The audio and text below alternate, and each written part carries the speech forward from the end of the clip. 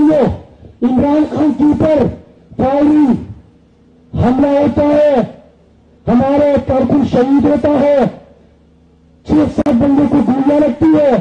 इमरान खान कहते हैं कि एफआईआर करो। एफआईआर किसके ऊपर करो? जनरल फैसल के ऊपर करो, राना सनाउल्लाह के ऊपर करो, शहबाज शरीफ के ऊपर करो, लेकिन सबकी कान पर टांग जाती है और एफआईआर दर्ज नहीं करते। मैं इनको बताना चाहता हूं कि क्या आप कानून से पहलाते हो?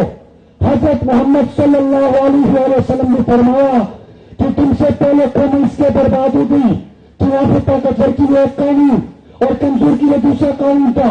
अगर तुम जनरल हो तो कानून से बालातर नहीं हो, तुम्हारी ऊपर एफआईआर होगा, हम करेंगे, हम पूछेंगे, हम सवाल करेंगे। ये बात हो गया। अब ये नहीं चल सकता कि कोई भी खुद को ताकतवर समझ के, खुदा समझ के मासूमों के ऊपर जुल्म करे।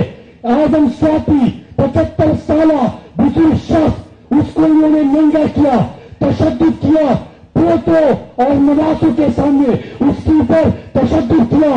तो तुम क्या समझते हो कि तुम कुछ भी कर सकते हो?